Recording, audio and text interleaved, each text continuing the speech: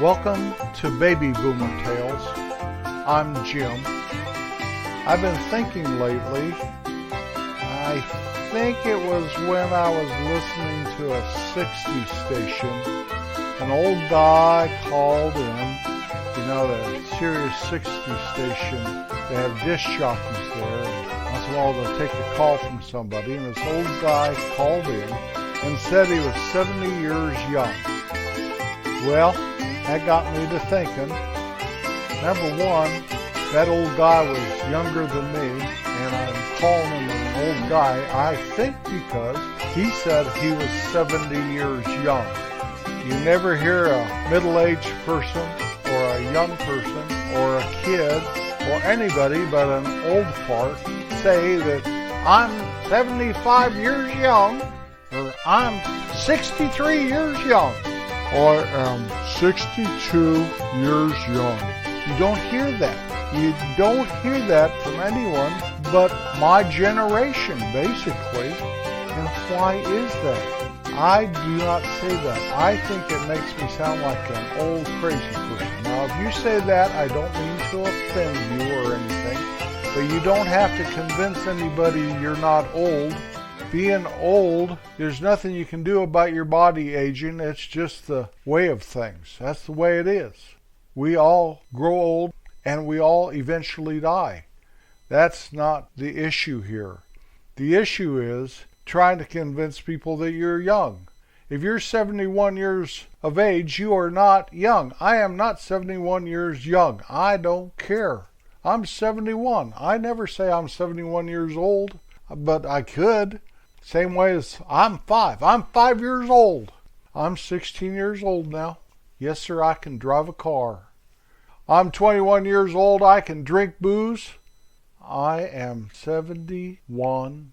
How old are you, Jim? I'm 71. Or, how old are you, Jim? I'm 71 years young. No way, Jose, not me. Anyway, I just want to encourage you to leave that young part off. You're not proving that you're young, and you're not proving that you're not getting old, and you're not proving that you're thinking young. You're just kind of sounding kind of like a silly old... I'm sorry. I really am. I'm sorry. I don't mean to be mean. I'm not mean. I'm not saying this mean-spirited or anything.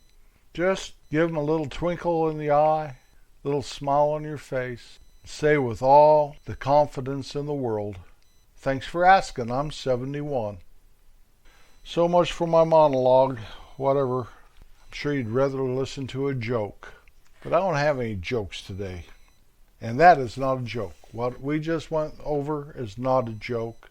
We are the generation that really shook things up. When I say peace out at the end of the podcast, I'm not saying peace, peace, peace in the Middle East, all that stuff. That's peace between me and you, between me and God, between me and those that I love and respect and care for. Anyway, good to have you riding along today. In my little hometown, there are 3 levels to that town. And then there's one level a little higher than that. When I talk about levels, up there in north central Colorado, Rocky Mountains, 8,000 feet above sea level, sits my little hometown. And on the first level, or the lower level, that's where the river runs and the railroad tracks run. To get onto Main Street, when you're coming from the south and the east, you have to come up over a viaduct. And all of a sudden you're on the main level. That's where Main Street is. That's where the town hall is and all that stuff. Down below, you have to go downhill to get to the railroad tracks. Used to be where the sawmill was, down below there on the lower level. That is all turned into parks and recreation area now in the 21st century. But Main Street's on the main level of town. That's where most of the people in town live, is on the main level of that town. Then there's the upper level, and that's up on the hill. That's where I was raised, up there on the hill. My dad built a house looking over town, so Mom could stand there at the picture windows and look all over town. Nice view. You'd see the Continental Divide and the mountains right there to the south of us. and that was kind of cool. There's the top level though, and even though the upper level used to have the water tank sitting there, now in that little mountain town, the water tank never sat up on a big stand. You know how kids would climb up the water tank and sit there and maybe paint their graduation year on the tank or a little graffiti or something. We didn't have that. It just sat up there on the hill, that water tank. Well, later on, as there was more and more population that moved up on the hill, they moved that water tank to the upper level, the Mesa that was north and east of town. That's where the airport was, up there on the Mesa, and that's where my dad's farm was. When I was about 5 to about the time I was 20 years old, my dad had his grocery store. We built and lived in that house on the hill, and Dad later built a new building for his grocery store. Sometime in that time frame, when I was probably about 10, he bought his farm up there on the Mesa, the upper level of that little town. Even though hardly any people lived up there, it had to be connected to town because of that airport. Later, when I was about 15, he bought his ranch. Now, I need to put a little disclaimer here. Neither the farm or the ranch was really a farm or a ranch. The farm was not a farm. The ranch was not a ranch.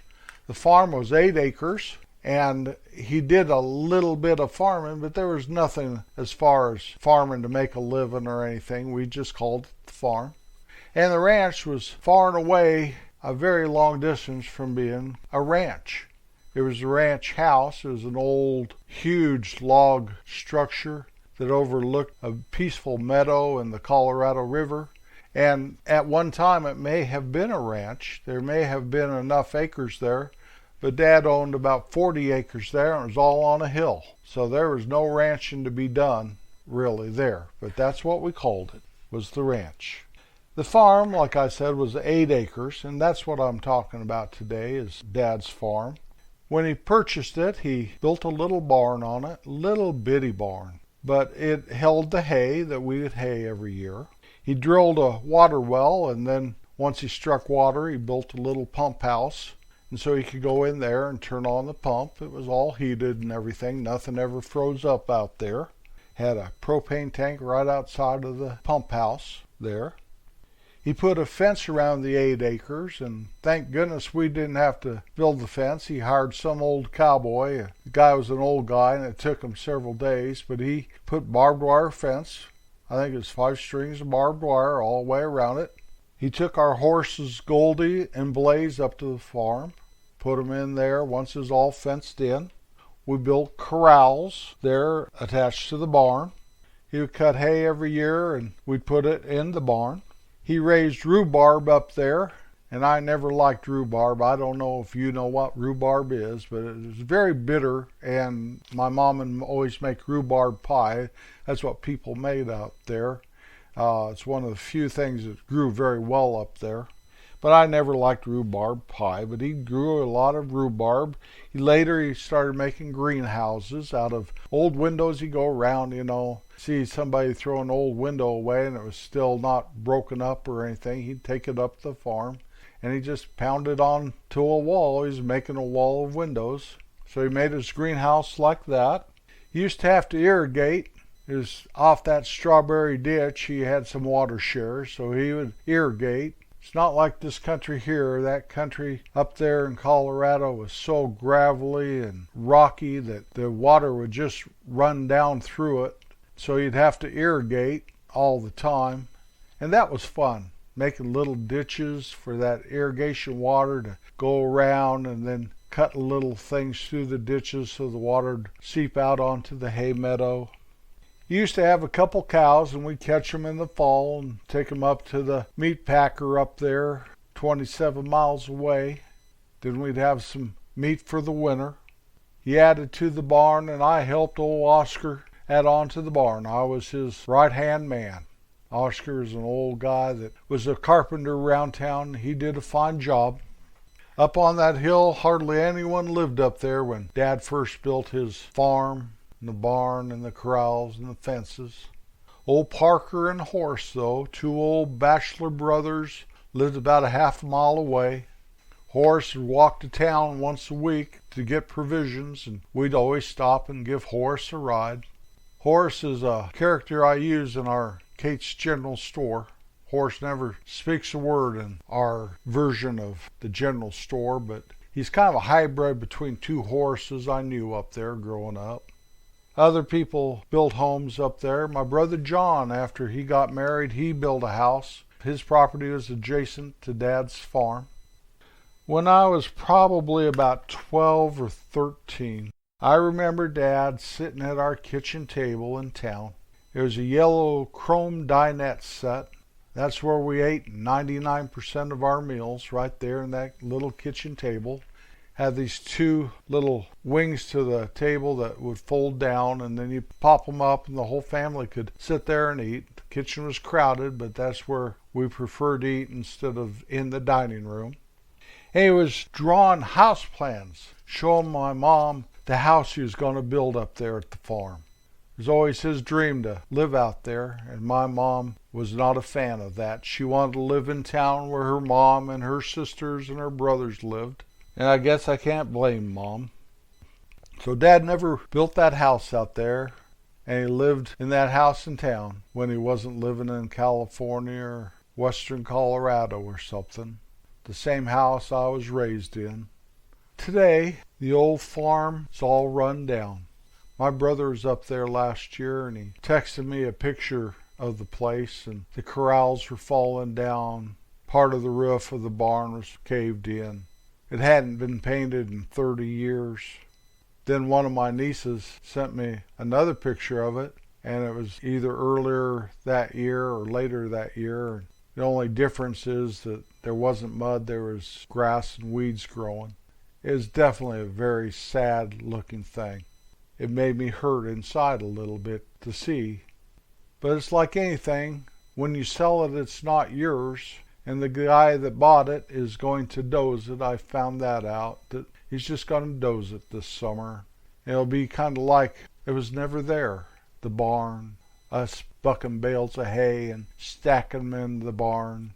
My cousin Gary and my brother Don doing a camp out when they were kids in that barn, dropping the flashlight in the hay and thinking they're going to burn the whole place down.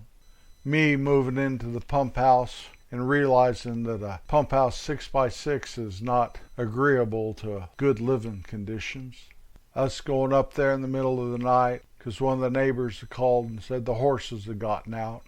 Chasing them down and getting them back into the fence, 8 acres. Time has a way of making things deteriorate when nobody's there to take care of it. Time also has a way of reminding you all the good times, all the special times with your family and your folks that you had in a place, some of the funny things that happened.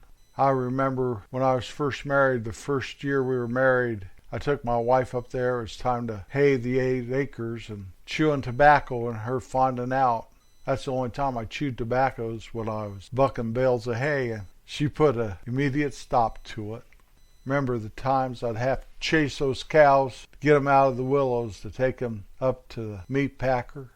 I remember going up there and talking with my dad. He'd be so proud he'd have 100 little baby chickens. Gonna raise chickens. Or 20 new baby rabbits. Gonna raise the rabbits that year.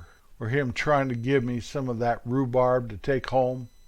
I remember after he passed away that he had some important papers I couldn't find for the lawyers, and having to go up into the barn, and I found them up there of all places.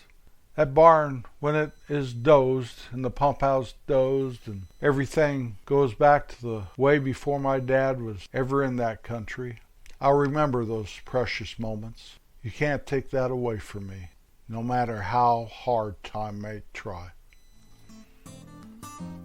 Always be kind. Everywhere you go, to everyone you come in contact with.